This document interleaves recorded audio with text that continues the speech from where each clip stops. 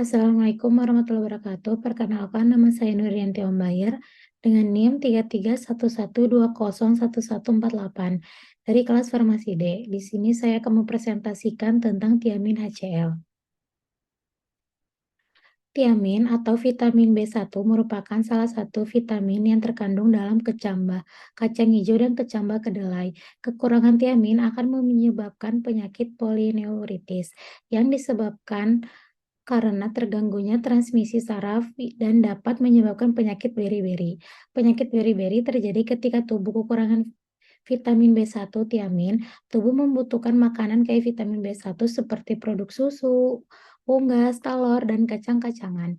Rendahnya kadar vitamin B1 membuat tubuh kekurangan energi sehingga timbul masalah pada jantung dan peredaran darah serta sistem saraf. Pemberiannya hablur atau serbuk hablur, putih bau khas lemah jika bentuk anhidrat terpapar udara dengan cepat menyerap air, lebih kurang 4%, melebur pada suhu lebih kurang 248 derajat disertai peruraian. Kelarutannya, mudah larut dalam air, larut dalam gliserin, suka larut dalam etanol, dan tidak larut dalam eter dan dalam benzen.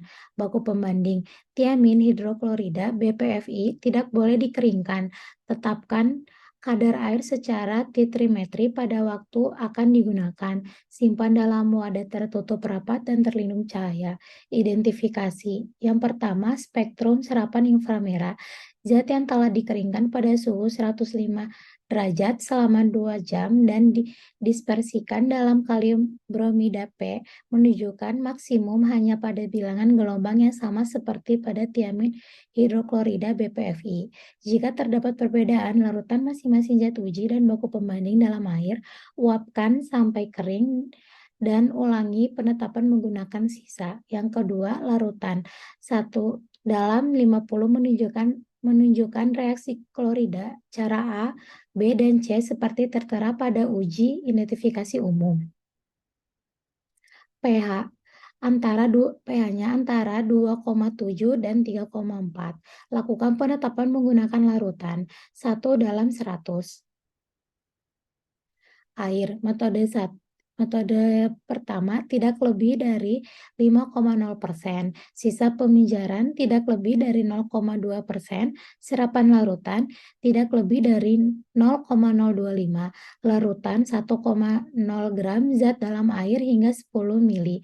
Saring melalui penyaringan kaca masir porositas halus. Ukur serapan pada panjang gelombang 400 nanometer menggunakan air sebagai belangko. Nitrat pada 2 mili larutan 1/50, tambahkan 2 mili asam sulfat P, dinginkan, teteskan lewat dinding tabung 2 mili besi sulfat Lp. Tidak terjadi cincin coklat pada bidang batas kedua lapisan. Cemaran organik. Respon puncak sekunder tidak lebih besar dari 1,0%. Dari jumlah semua respon puncak, lakukan penetapan dengan cara kromatografi cair kerja tinggi, seperti tertera pada kromatografi. Larutan A, larutan B, dan fase gerak lakukan seperti tertera pada penetapan kadar. Larutan uji timbang sesama sejumlah zat, larutan dalam fase gerak hingga kadar lebih kurang 1, mg per mili. Sistem kromatografi cair kerja tinggi dilengkapi dengan detektor 254 nanometer dan kolom 4 mm kali 15 cm berisi bahan pengisi larutan induk. Laju alir lebih kurang 0,75 ml per menit. Prosedur suntikan lebih kurang 10 liter larutan uji ke dalam kromatografi. Lakukan kromatografi terhadap larutan uji selama tidak kurang dari 3 kali waktu retensi puncak utama. Rekam kromatogram dan ukur semua respon puncak. Penetapan kadar. Lakukan penetapan dengan kromatografi cair kerja tinggi seperti tertera pada kromatografi. Larutan A, buat larutan natrium 1 oktanasulfonat 0,005 m dalam larutan asam asetat glasial P 1 dalam 100. Larutan B, buat campuran metanol P asetonitril P 3:2. Fase gerak buat campuran larutan A, larutan B 60:40. Saring dan awas udarakan. Jika perlu, lakukan penyesuaian menurut kesesuaian sistem seperti tertera pada kromatografi. Lakukan baku internal pipet 2 mili metilbenzoat P ke dalam labu terukur 100 mili. Encerkan dengan metanol P sampai tanda. Lakukan baku timbang sesama sejumlah tiamin hidroklorida BPFI. Larutkan dalam fase kerak hingga kadar lebih kurang 1 mg per mili. Pipet 20 mili larutan ini ke dalam labu terukur 50 mili. Tambahkan 5,0 mili. Lakukan baku internal. Encerkan dengan fase gerak sampai tanda hingga diperoleh kadar 400 gram per mili. Lakukan uji timbang sesama lebih kurang 200 mg zat, masukkan ke dalam labu terukur 100 mili, lakukan dan encerkan hingga fase gerak sampai tanda. Pipet 10 mili larutan ini ke dalam labu terukur 50 mili, tambahkan 5,0 mili, lakukan baku internal, encerkan dengan fase gerak sampai tanda.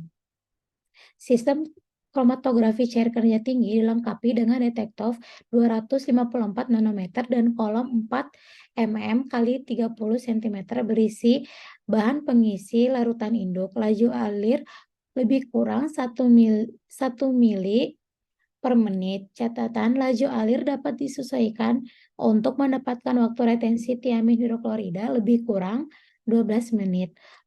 Lakukan kromatografi terhadap larutan baku, rekam kromatogram, dan ukur respon puncak seperti tertera pada prosedur.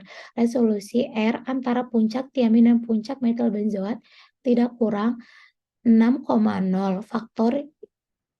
Faktor ikutan untuk puncak tiamin tidak lebih dari 1,5.